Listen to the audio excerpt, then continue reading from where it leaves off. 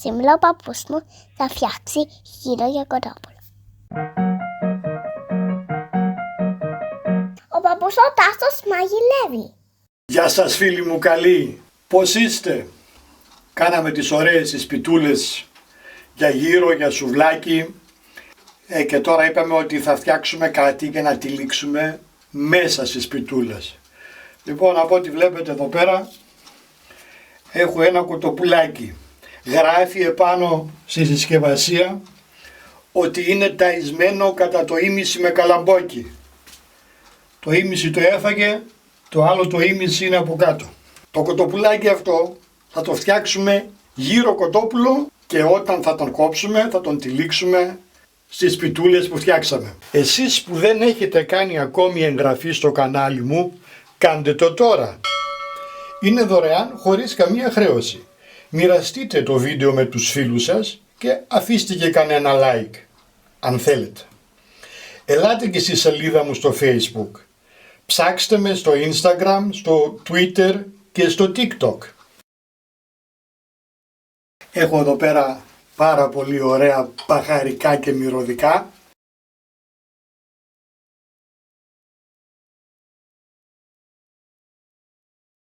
Θα κάνουμε μια ωραία μαρινάδα, θα ξεκοκαλίσουμε το κοτόπουλο και θα το αφήσουμε μία νύχτα στο ψυγείο για να έρθουν και να δέσουν τα αρώματα μεταξύ τους για να έχουμε ένα φανταστικό αποτέλεσμα. Πάμε να ξεκινήσουμε. Θα συθλίψουμε στο γουδί όλα τα μπαχαρικά που είναι σε μορφή κόκκων και σπόρων.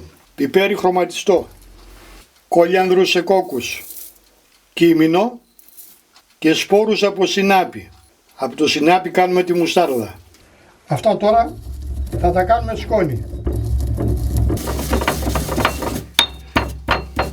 Θα προσθέσουμε μέσα και τα υπόλοιπα μπαχαρικά, μπούκοβο, όποιος θέλει. Όποιος δεν θέλει δεν βάζει. Το αλάτι είναι και αυτό ένα θέμα. Εγώ έχω βάλει εδώ για 1 κιλό 16 γραμμάρια. Όσο θέλετε βάλετε. Πάπρικα γλυκιά. Θυμάρι φρέσκο, μόνο τα φιλαράκια. Αυτά είναι όλα τα στέρεα. Θα τα ανακατέψουμε λιγάκι. Αρώματα. Και το αφήνουμε στην άκρη. Σε ένα ευρύχωρο μπολ θα ρίξουμε μέσα το ελαιόλαδο. Θα προσθέσουμε το γιαούρτι, το λεμόνι, το ψιλοκομμένο κρεμμύδι και τα φρεσκοτριμμένα μπαχαρικά. Μία σκελίδα σκόρδου πολτοποιημένη ή όσο θέλετε. Τις ψιλοκομμένες ντομάτες και το ξύσμα από μισό λεμόνι ακέρωτο.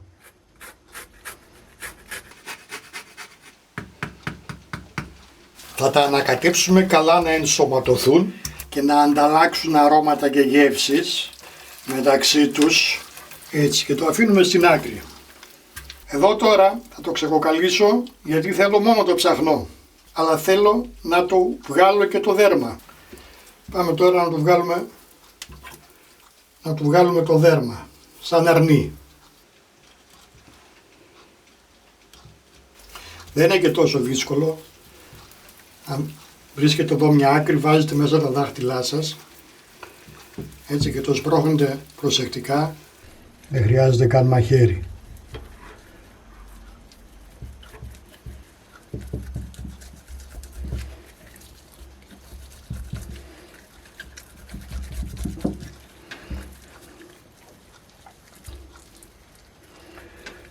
Να του βγάλουμε και το παντελόνι. Στενό το μπατζάκι του.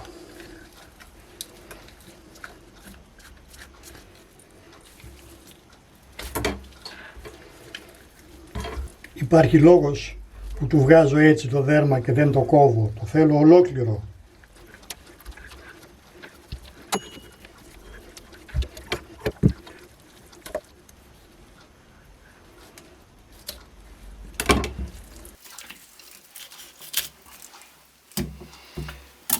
Έτσι ακριβώς.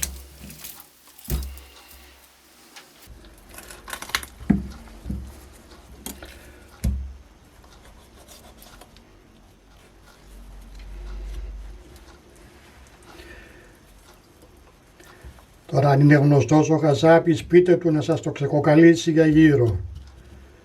Για να μην μπεδεύεστε εσείς στο σπίτι.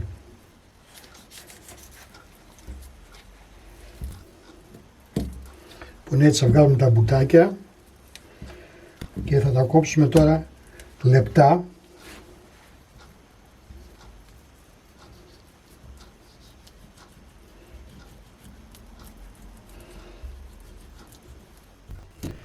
Για να κάνουμε και το στήθος και μετά τα είδατε. Θα κόψουμε ακριβώς δίπλα στο κόκαλο.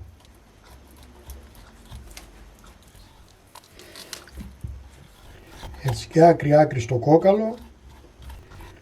Αν δεν σας αρέσει το φιλέτο κοτόπουλου, κάντε το μόνο με μπουτάκια το γύρο, όπως προτιμάτε. Θα το κόψουμε τώρα φιλετάκια, έτσι, και θα τα κόψουμε στη μέση.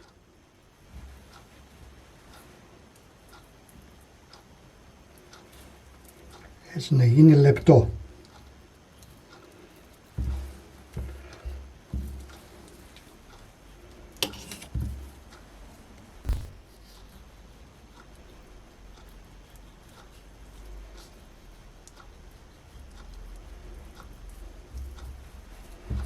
Έτσι, ωραία φιλετάκια. Το τελειώνω και επανέρχομαι.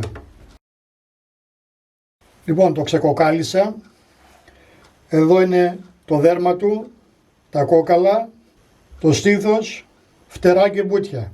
Ήταν ακριβώς 1 κιλό και 400 γραμμάρια. Έβγαλα καθαρό 920 γραμμάρια ψαχνό. Πρόσθεσα και ένα μικρό μπουτάκι και είμαι ακριβώς στο 1 κιλό. Αυτά εδώ πέρα τα δύο που βλέπετε. Τώρα αυτά εδώ ή τα πετάτε, αλλά εγώ θα σας συνιστούσα να τα βράσετε και να κάνετε ένα ωραίο ζωμό κότας, να το ρίξετε σε ριζάκι ή οπουδήποτε αλλού θα το χρησιμοποιήσετε. Λοιπόν, εδώ έχουμε τη μαρινάδα. Θα ρίξουμε τώρα εδώ μέσα το κρεατάκι μας. Πω άρωμα, πω άρωμα.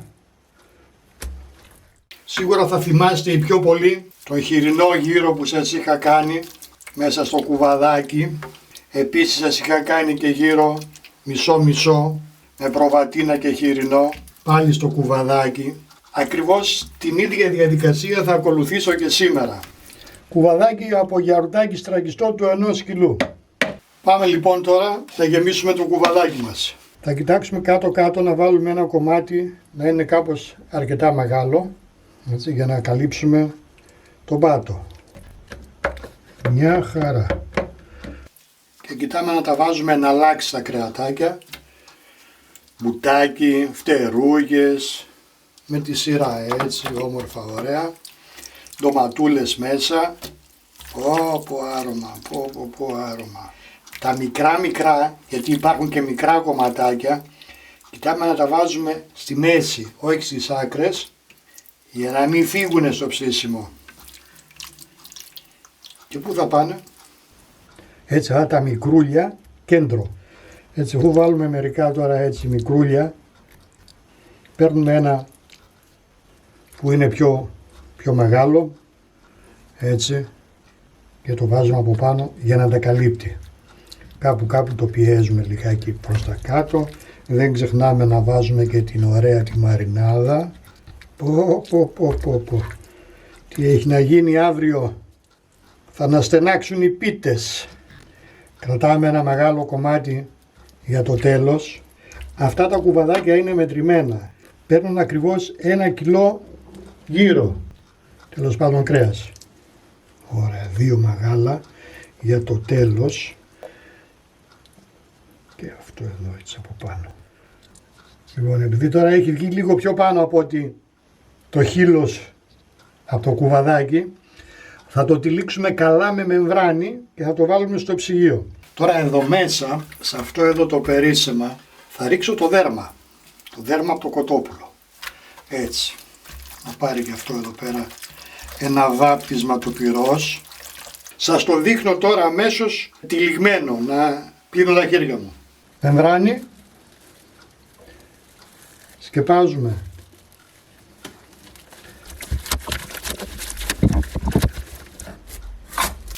Μια χαρά. Θα πάρω τώρα το δέρμα, θα το βάλω σε ένα βάζο, θα του ρίξω και την υπόλοιπη μαρινάδα μέσα. Το κλείνω και πάνε και τα δύο στο ψυγείο για διανυκτέρευση. Την επόμενη μέρα συνεχίζουμε. Εδώ είναι το δέρμα από το κοτόπουλο, το οποίο θα υποστεί μια μικρή επεξεργασία. Τώρα θα αναρωτιέστε τι θα γίνει αυτό το δέρμα. Θα δέσω με σπάγκο όλα τα ανοίγματα, εκτός το κάτω το μεγάλο.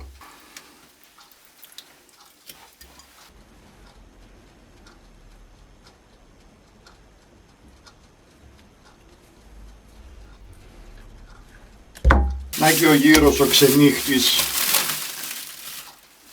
Αφού έχουμε κλείσει τις τρύπες στο δέρμα από το κοτόπουλο, θα το πάρουμε τώρα και θα σκεπάσουμε το κουβαδάκι. Θα πάρουμε ένα ξυλάκι, ένα σουβλάκι και θα το περάσουμε ακριβώς στο κέντρο πέρα για πέρα. Θα γυρίσουμε το κουβά μπρούμητα και πιέζοντας λίγο στα πλάγια ελαφρά θα βγάλουμε το κοτόπουλο μέσα από το κουβαδάκι. Είναι ώσπου να πάρει λίγο αέρα, μετά έρχεται μόνο του.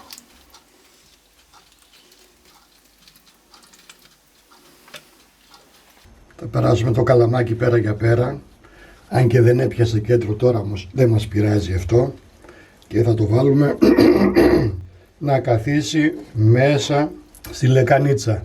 Τώρα θα το καλύψουμε με το δέρμα από το κοτόπουλο για προστασία στο ψήσιμο. Αν θυμάστε καλά τον άλλο το γύρο, τον είχα τυλίξει με λαδόκολλα. Εδώ θα πάρουμε το ίδιο του το δέρμα και έτσι θα το προστατέψουμε στο ψήσιμο τουλάχιστον για την πρώτη ώρα.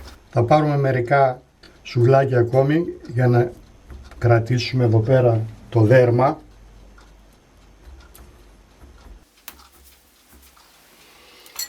Μετά θα τα κόψουμε αυτά. Εσείς μπορείτε κλασικά να τον τυλίξετε το γύρο όπως το βγάλαμε από το κουβαδάκι με αντικολλητικό χαρτί, όπως κάναμε το χοιρινό το γύρο. Αυτά εδώ τα έχω κόψει που κρατάνε το δέρμα, έχω αφήσει μόνο το πρώτο που βάλαμε γιατί θα το φέρουμε τούμπα. Αυτή θα είναι η βάση του. Λοιπόν, αρχικά το παίρνουμε πάλι στο χέρι, σπρώχνουμε το πρώτο ξυλάκι να πάει πάλι πίσω. Αυτό τώρα, όπως κάναμε και με το χοιρινό γύρο, θα το σταθεροποιήσουμε επάνω στη σχάρα στην οποία θα το ψήσουμε. Έτσι. Λοιπόν, θα το πάρουμε όπως είναι τώρα με το πιάτο που είναι η βάση του, θα το τοποθετήσουμε επάνω στη σχάρα. Για να διατηρήσει το σχήμα του τον δένω και σε 3 σημεία ακόμη. Εσείς για να μην έχετε πρόβλημα και να σας βγει ωραίο στο σχήμα, αφήστε τον τις τελευταίες 2 ώρες στην κατάψυξη για να σφίξει καλύτερα το κρέας και να τον τυλίξετε πιο εύκολα με λαδόκολλα. Θα πάρω ένα κομμάτι σπάγκο, θα το δέσω σε 4 σημεία, ξεκινώντας από μία γωνία τέλος πάντων. Το περνάω από πάνω, το φέρνω ένα γύρο και πηγαίνω στην άλλη άκρη και το περνάμε σταυρωτά τώρα πάλι πάνω από το γύρο.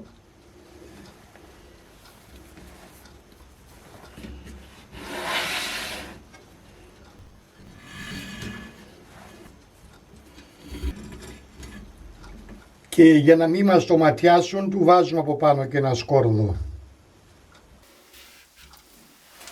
Κόβουμε το περιττό και παρακαλώ είναι έτοιμος ο γύρος μας. Τώρα πολλοί από εσάς θα με ρωτήσουν, κύριε Τάσο, δεν θα σπάσει το πιάτο που βάλετε σαν βάση? Εγώ το έχω κάνει πάρα πολλές φορές, δεν μου έχει σπάσει ποτέ πιάτο. Θα ρίξουμε νερό στο ταψάκι για να στάζουν μέσα τα λίπη και να μην καίγονται. Θα βάλουμε και ένα καπελάκι πάνω στο σκόρδο να μην καεί κατευθείαν. Θα ψήσουμε αρχικά για 1 ώρα σε φούρνο προθερμασμένο στους 160 βαθμούς στον αέρα.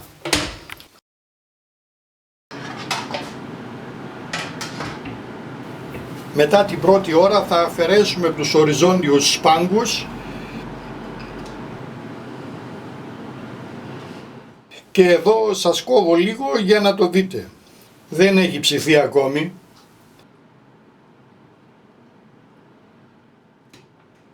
Θα αφαιρέσουμε την πέτσα και θα τον ξαναβάλουμε στο φούρνο ανεβάζοντας τη θερμοκρασία στους 200 βαθμούς με τον αέρα ανοιχτό.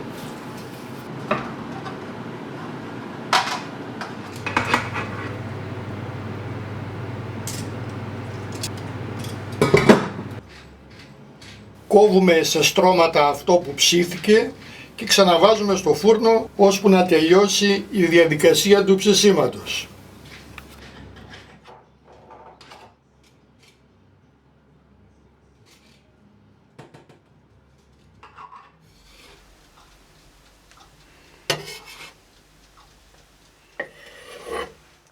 Κάθε φορά που κόβουμε το ψημένο, το κλείνουμε σε σκεύος με καπάκι και το διατηρούμε ζεστό. Όλα έτοιμα. Το μαγαζί άνοιξε. Έχουμε πιτούλες με γύρο από κοτόπουλο. Αχνιστό παρακαλώ. Πώς την προτιμάτε την πίτα σας. Εγώ θα σας φτιάξω μία δική μου και από εκεί και πέρα βλέπουμε. Βασικά εγώ θέλω στην πίτα τζατζίκι. Τζατζίκι με άνηθο. Δεν ξέρω αν σας αρέσει.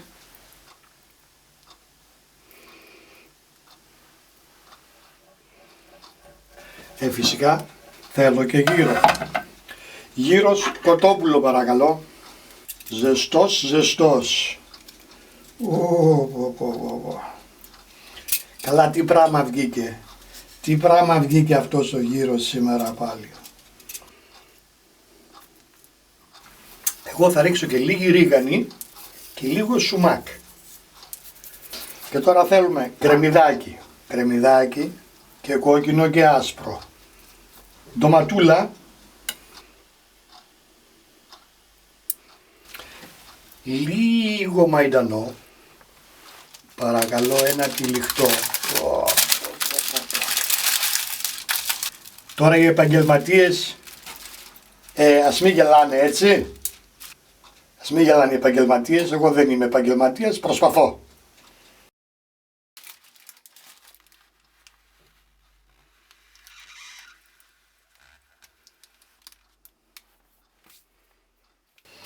Άντε και καλή μας όρεξη.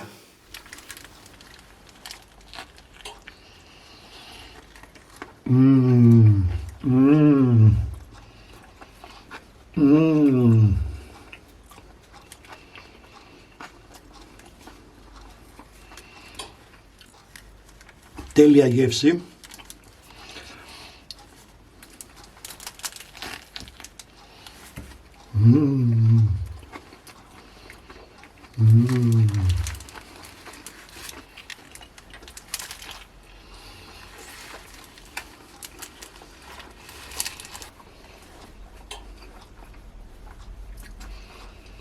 Να περνάτε καλά, φίλοι μου.